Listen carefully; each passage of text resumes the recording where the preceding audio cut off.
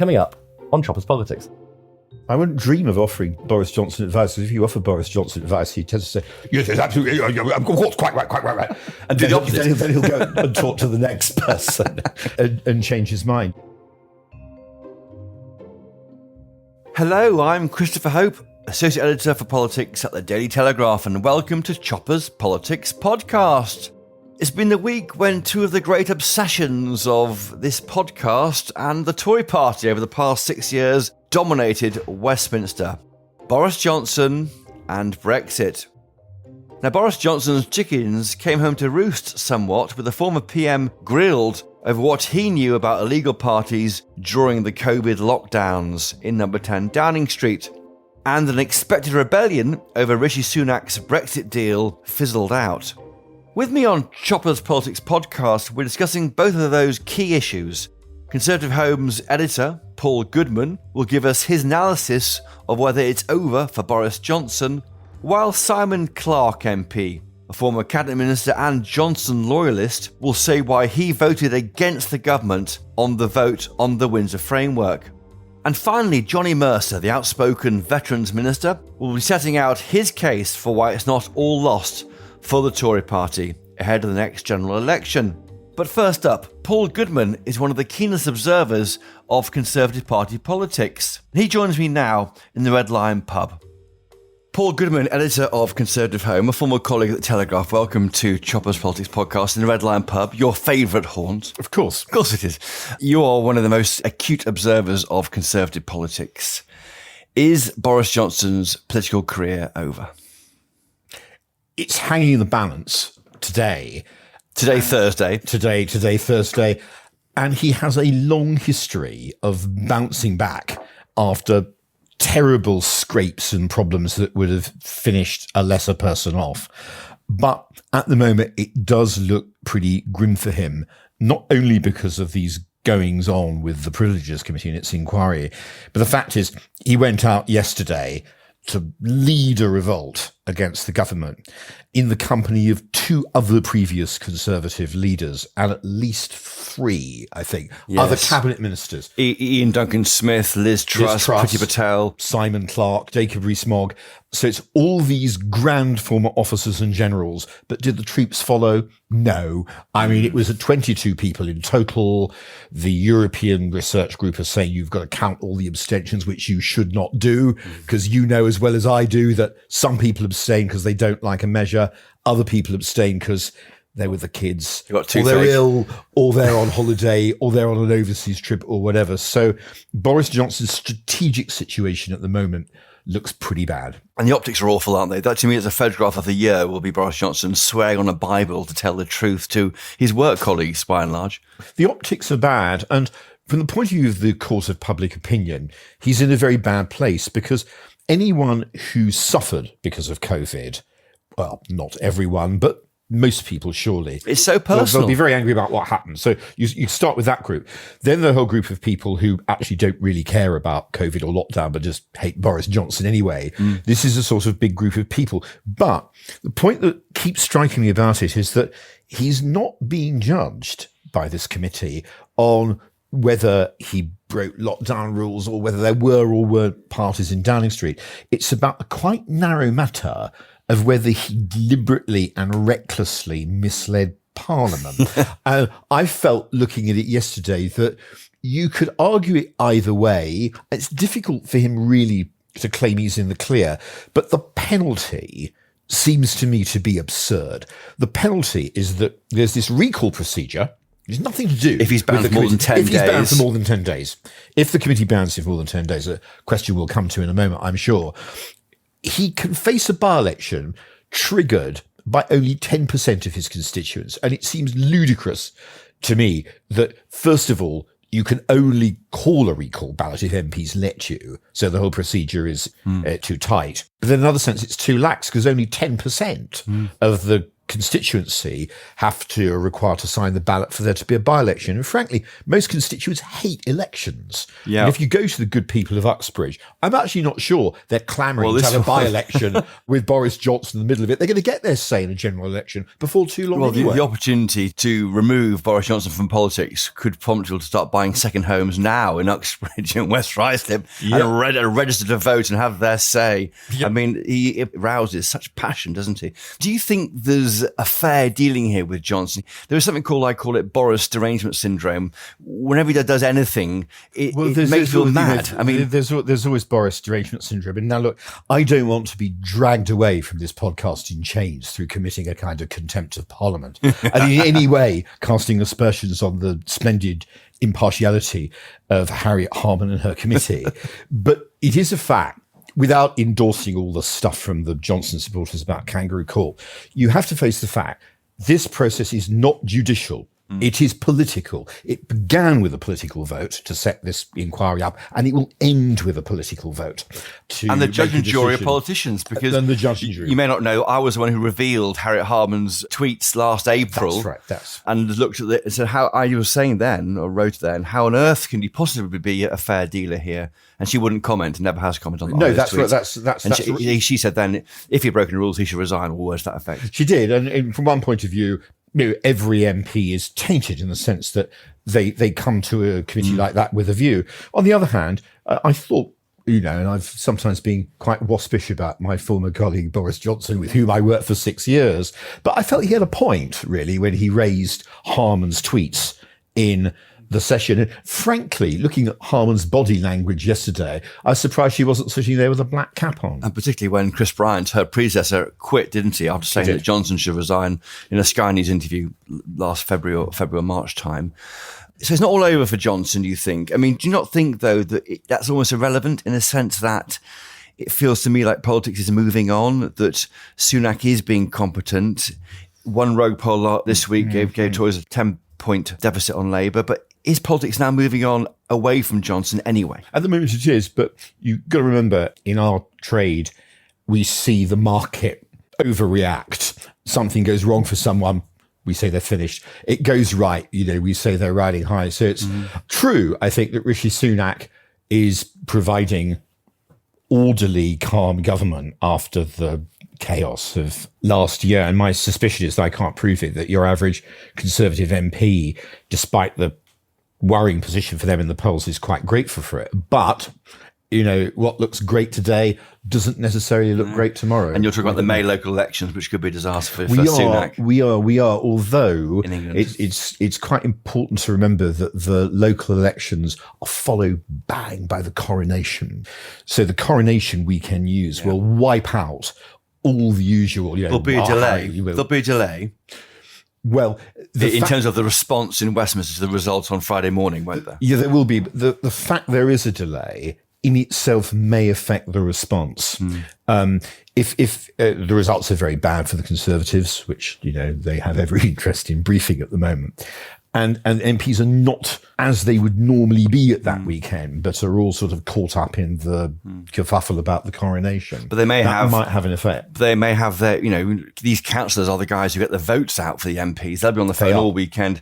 I remember when the Telegraph revealed the party with the suitcase of booze, which came out on the Friday morning. And then there was a 3-day delay before the reaction the following Tuesday, which was the Melton Mowbray plot. So I don't think that a delay means that there won't be a reaction against Sunak.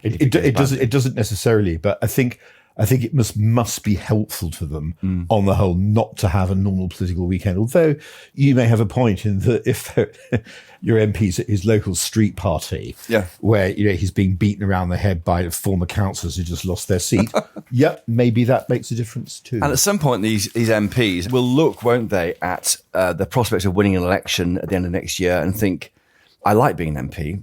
Boris is there, he's popular. Sunak is not popular. Do I go all in on him? And will the voters even forgive MPs for going back to Boris? I'm not sure, truthfully, there's that much polling evidence for the idea that Boris Johnson is popular or would be more popular than Rishi Sunak. I mean, we did at Conservative Home quite an interesting members survey this week where we found the members didn't think Boris Johnson deliberately misled the Commons. They didn't think the process was fair and they want him to carry on being an MP. Yeah. But if you ask them, do you think Boris Johnson should be leader now, if he should be brought back this year?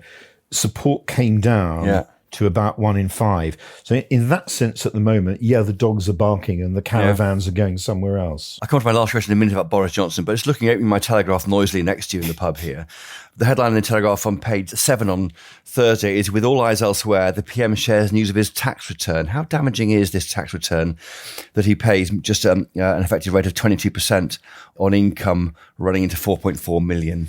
I don't know, because the group of people who already think that Rishi Sunak is a rich guy who's out of touch, that is probably what they already think.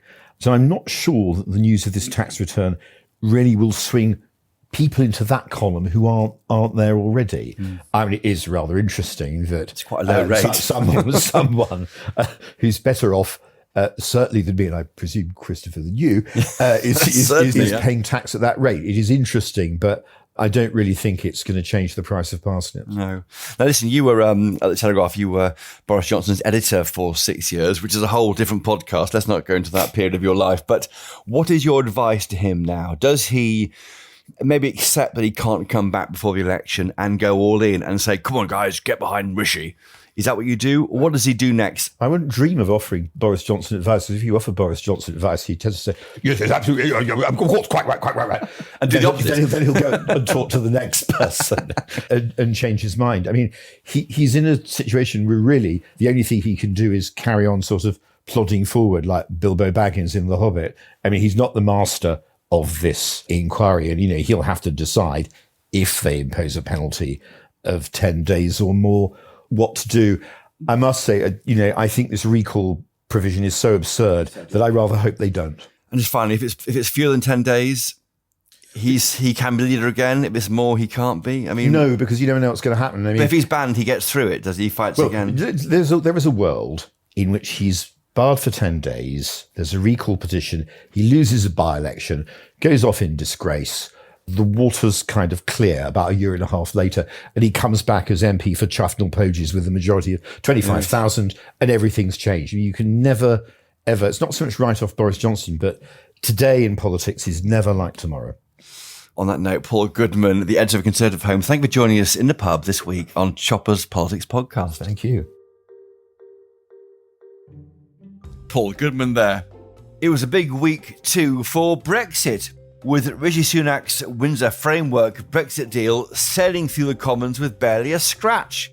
Just 22 MPs from the Tory party voted against it, but they included some very big names indeed. 3 former party leaders, Sir Ian Duncan-Smith, Liz Truss, and yes, that man again, Boris Johnson, plus a clutch of ex-cabinet ministers.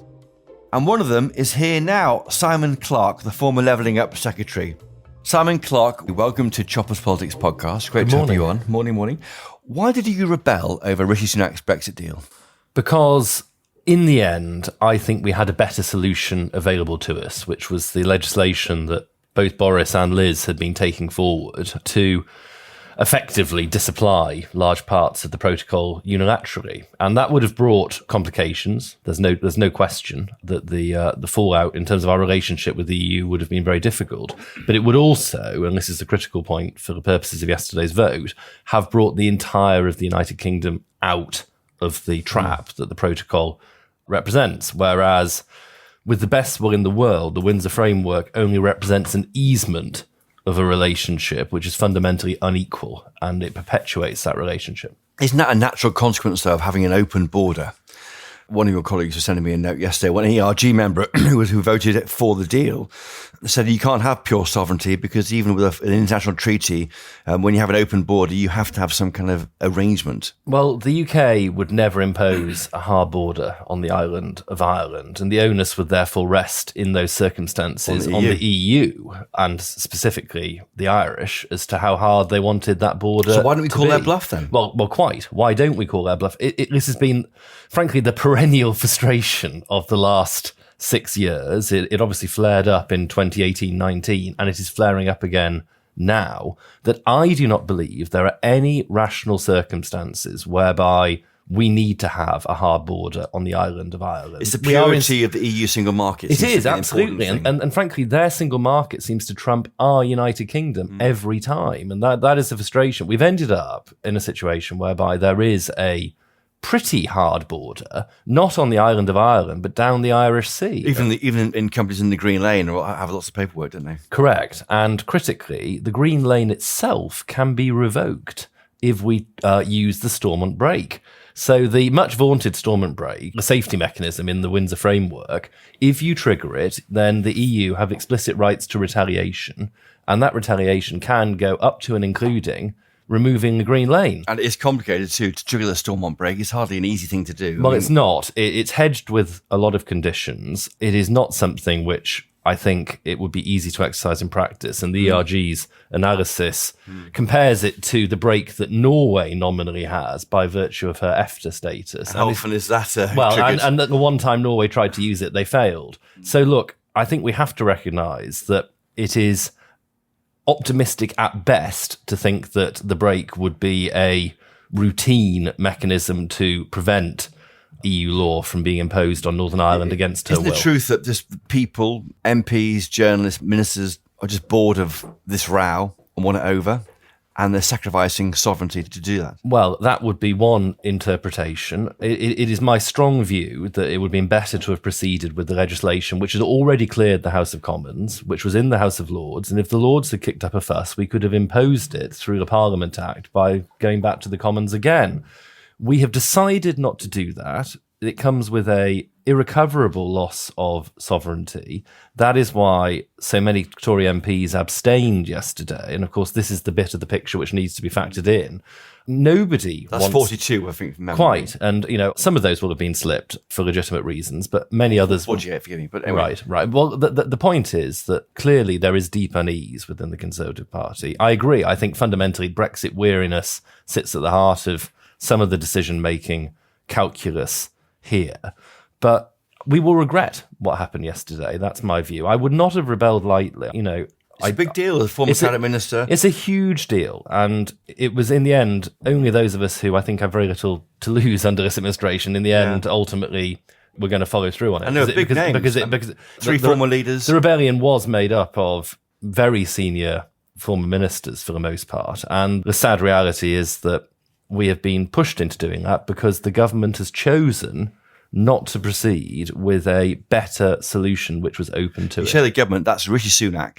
Is the problem here that people like him maybe like the idea of trade, their international focus, they see borders as a hindrance, not as an issue of sovereignty, and therefore they don't really get what Brexit is for many Brexiteers? Well, to his great credit, the Prime Minister, of course, voted for Brexit, but I do think that on this particular aspect of it, what I might gently term the Treasury worldview has won out, which is that the trade consequences of a rupture with the EU outweighed the sovereignty dimensions of the Northern Irish issue. And I obviously respect the hard work that has gone into trying to make Windsor as good as it can be. And it did exceed my expectations, in truth, in terms of some of the practical easements which it has secured.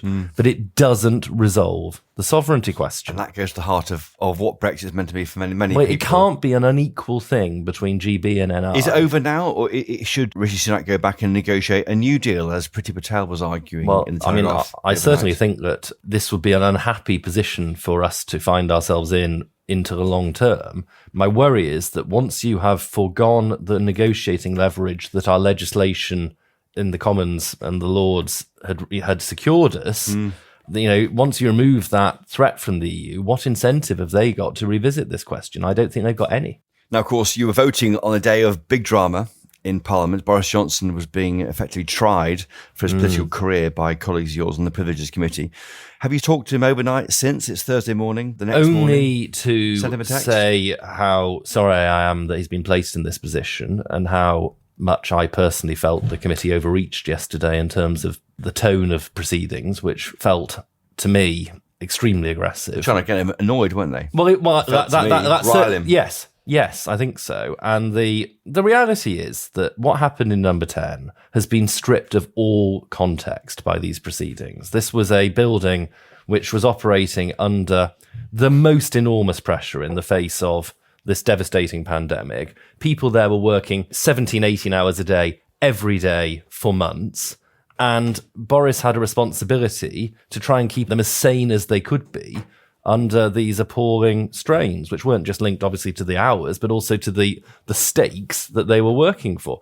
And, you know, they had to be at work. They had to be in close proximity in what is the centre of government.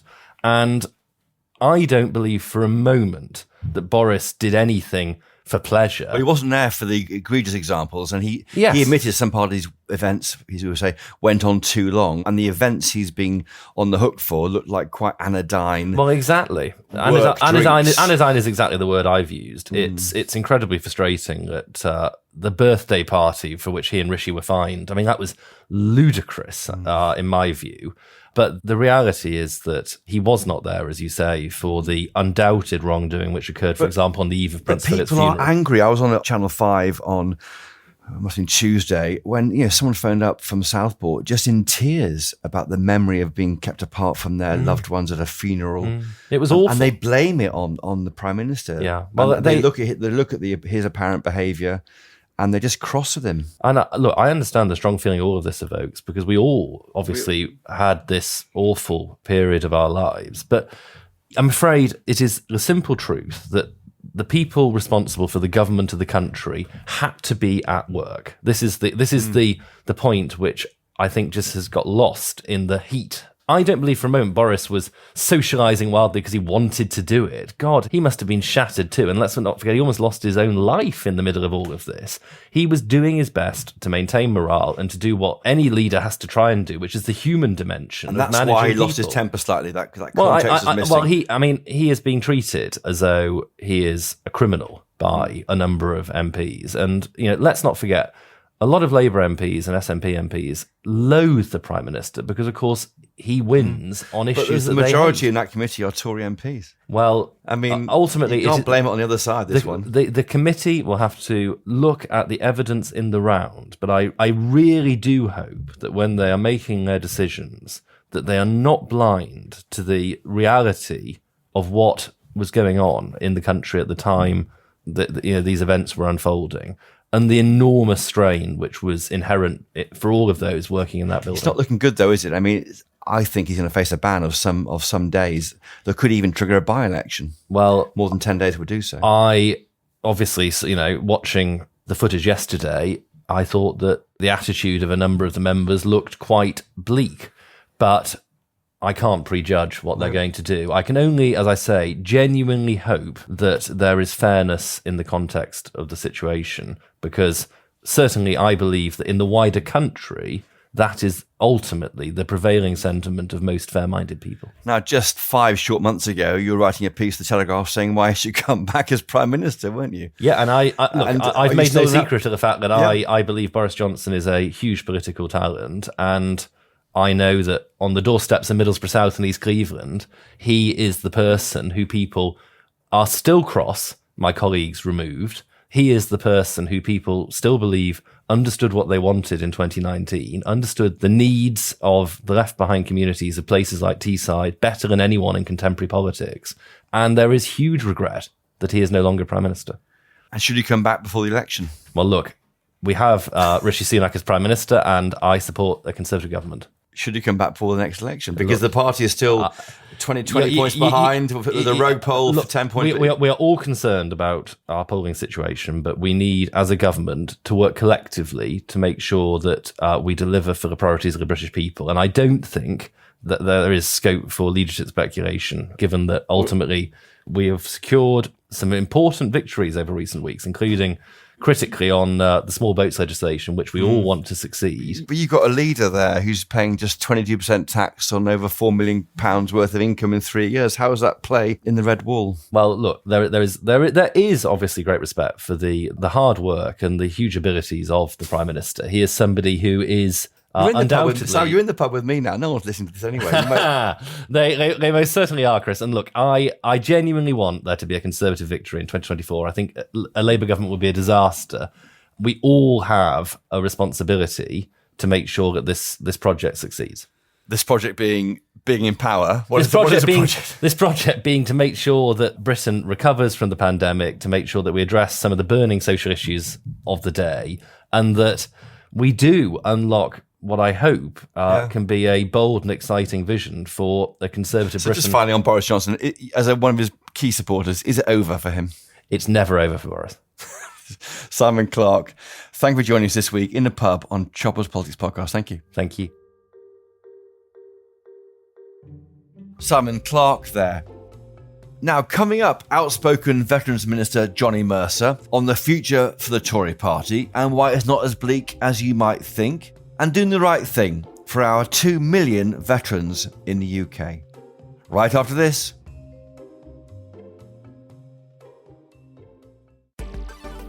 We're interrupting this podcast to bring you news of another Telegraph show we think you might like.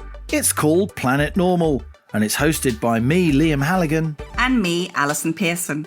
We're both Telegraph columnists who share the view that far too often those who shout the loudest on the telly just don't represent the views of normal people. So take a trip with us to Planet Normal.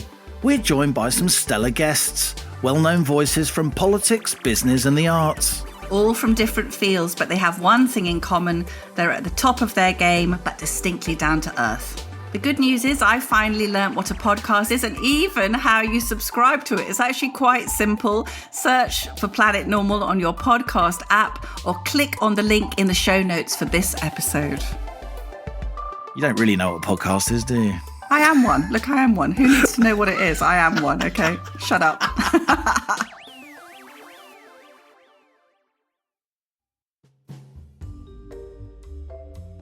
Now, Johnny Mercer was an early backer of Boris Johnson back in 2019, and he has since forged a reputation as an outspoken minister for our veterans. He joins me now. Johnny Mercer, welcome to Choppers Politics Podcast. Big week in Westminster. You were a big fan of Boris Johnson back in the day. Is his career over? I don't know if his career's over. That's it doesn't really matter what I think about that. Well, look, the process of the House. No, there's nothing like court-martial. He's subject to a process in a House. The House has got to be allowed to get on with its business and get on with it. And it's right that we allow that process to take place. Yeah, he's swearing on a Bible, giving evidence to work colleagues. I mean, it looks quite difficult for him. Well, it's the process of the House, isn't it? I mean, that's the way the committee works. And, when you come to the House of Commons, you sign up to the rules, and that's the rules of the game. And he's going through that process now. Now, you're the Veterans Minister. I am. What does success look like for you? Success looks like making this the best country in the world to be a veteran, right? Which is can be quite a sort of panacea of a phrase, if you like. But we've started from a very low base where we didn't have an Office of Veterans Affairs. We didn't separate veterans from the MOD and things like that.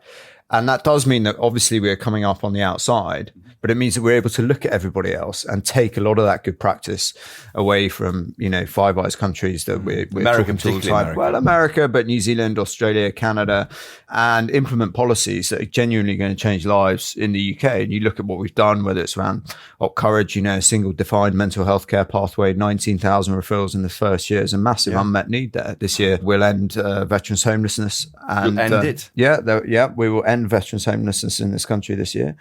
And there's an opportunity to do really big things. We'll have clear care pathways for physical injuries. We got a fantastic settlement in the budget last week. I mean, the environment and the situation has just completely changed. And that's helped by having you. Why are you outside the MOD? I don't quite understand why that is the case. Why are you in the cabinet? Well, because veterans are not serving personnel, are they? They're civilians. And, most people obviously come out and move on with life with no problems at all. But if they do have problems, often they will be with the Ministry of Defence. And over time, they've felt like they didn't really have someone sticking up for them. We're very slow on this. Canada did it in 1947, Australia and New Zealand in the 60s and the 70s. In the 80s, America did it and set up their Office of Veterans Affairs after Vietnam. Veterans don't need much. They just need specific pathways into employment and into mental health care and so on if they need it. But, the vast majority we've got highest veteran employment, 87% than we've ever had in this country. So, I've never asked for the moon on a stick. I've just asked for us to get this right for a very special cohort. You're one of the few ministers out there, I think, who absolutely gets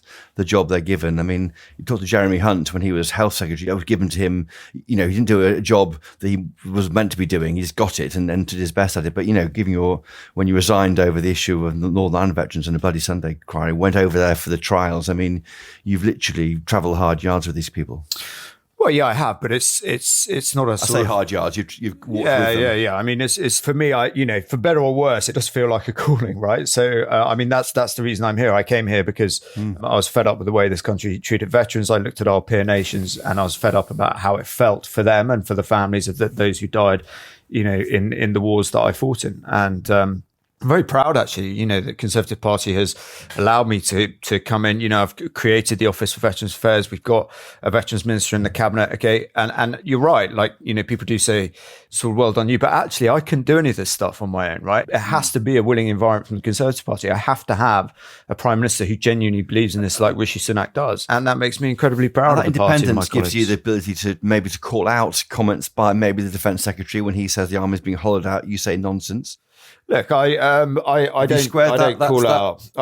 call out people. I just play everyone with a straight bat, and I've always done that for better or worse in politics. Sometimes it lands on the right side, sometimes it doesn't. I'm just straight with everybody, Chris. Yeah, you are. And I try and maintain that line. I think things would be a lot easier if everybody was. But the army is set to fall in size now, isn't it? On the forecast. I mean, Ben Wallace was right there when he's making his point for more money.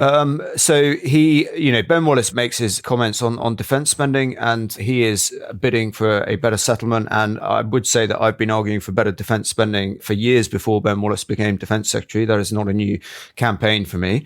It is not correct to say the money has been taken out of defence, because if you look at the maths, it was £38 billion a year when I first came here. We're just under £50 billion a year spending on defence. Now, that is a lot of money. And this Prime Minister actually committed to the biggest funding settlement since the end of the Cold War only 18 months ago. Mm-hmm. So those are the facts of the matter. That's not my opinion. That's the facts of the matter. And that's all I stated. And Ben's a good colleague. He's doing a good job. And, we've got a proud story to tell on defence, cognizant of the fact we have some real challenges at the moment in that and you've had a drink with them, have you, since this in Westminster World falling out? Well, it's not a falling out, exactly. Is it? No, exactly. So there's nothing really to say about it. You mentioned there your tours of duty, or you allude to your service and your tours of duty in Afghanistan. You don't wear any medals, do you? No. Now, why is that? Because I know that when James Heapy was here, head of Remembrance Sunday, he had a whole rack of medals on his suit. Look, I mean, it's a very personal thing. I mean, there's no right or wrong answer, and people will agree or disagree with me. Personally, medals have never particularly been my thing. For me personally, certainly on my last show, I had a very difficult time, and I was talking about sort of getting gallantry medals and stuff, and at the same time I was flying back to see the parents of people who died, and it just didn't sit well with me. And it's funny because you come here and you see everyone with their racks of medals, and they're very quick to put their titles after their name and stuff, and a little bit of you goes, oh, that was a mistake, but actually stood there in that moment, I made that decision, and I'm entirely comfortable with it, and that's just a personal decision. And people will criticise me for it, and I'm more than happy for them to do so. No one is judging on that. That is entirely your choice. There's a campaign, isn't there, for a burial for the last Black RAF pilot? Yeah, you're part of that. Is it? Yeah, I'm trying to find him. Trying to find who he is. I think we've identified him. Trying to find his family and his colleagues. The people from the Foreign and Commonwealth made an extraordinary contribution to this nation. They still do today in the military, but particularly during the Second World War. It was extraordinary what they did. I've been obviously embedded with that community for a long time, and we want to make sure we find his friend and family and give him the send-off he deserves. And there's some big announcements made in the budget last week, and that's better housing. You're concerned about the quality of housing for veterans? Look, I mean, if you're going to end veterans' homelessness, as many governments have tried to do, you have to tackle all facets of it, whether it's the capital building programs in the veterans accommodation that might have fallen behind the curve. You've then got to get really down into the really vulnerable people who may be struggling with addiction and domestic violence and things like that, and find out why they're homeless. You can resolve the homelessness, right? But there's all that wraparound stuff about having a job and skills and all this that goes with it. Bought 910 supported housing placements for £8.5 million. We are transforming what it means to be a veteran in this country, and I'm really proud of the Prime Minister and the party for having done so. It's a safety net, isn't it, basically? And did you worry too many going to prison? Have you checked out the prison population? I mean, back when I was doing campaigning for Telegraph with combat stress in the late noughties. The big concern there was PTSD and how that might drive some veterans towards behaviours which may mean they end up in prison. Yeah, so look, one of the biggest challenges in this space, in this country, has been around data, right? And really understanding, for example, how many veterans we have in the criminal justice system, how many veterans we have in this country. I mean, we didn't even record that. It's millions. We got how it many into is it, by the way? 2.27 million. So we've now got it into the census, right? But again, that is kind of self-identifying. So it's as accurate as we can go, but it's not, as accurate as some other countries. And that's given us a real granularity around that data. We did a study, the ONS have just done another survey for us, and we're really understanding the data. The truth is there is not an overrepresentation of veterans in the criminal justice system. And in some, I've visited 2 prisons in the last few months. We were at one a month ago, and they've got a veterans wing, and prison services do an amazing job for these people. And there's good people in there who've made a bad decision, and the key is to stop them reoffending when they come out. And I think that they've got a good line on that. Is individual service taken into account when they're being sentenced? Should that be taken into account? So I don't believe that. I mean, there are different ways of doing this, and in America they have things like veterans courts. That's not something we've gone down in this country. I'm not entirely sure that would be helpful. For me, I'm committed to making sure when they are convicted and they are in prison, that they are supported as best they can. But crucially, they can see beyond the end of their sentence and see the opportunities that, the skills they got during their time in service can be used to sort of change course and have a really fulfilling life. Now, you said, Johnny Mercer, you will stand again as an MP. It didn't look like you were going to be an MP, didn't it? A few months ago, you were standing a bit pissed off at it all. Politics. You wear your heart on the sleeve, which is why you're so It's interesting. ups and downs, and I try and be very straight all the time. And all I've tried to be in over the years, I'm always quite amused by this whole kind of rebel thing. I mean, I'm not a rebel. All I've done is been consistent, right? I've stuck to what are our manifesto commitments, particularly to veterans. I came into this place because I was fed up of people making commitments and not seeing them through. I've been consistent. The tide has sometimes comes in and you're doing all right, and then it goes out and you're sacked and you're out of office. That is politics, right? So there's no point getting upset about it.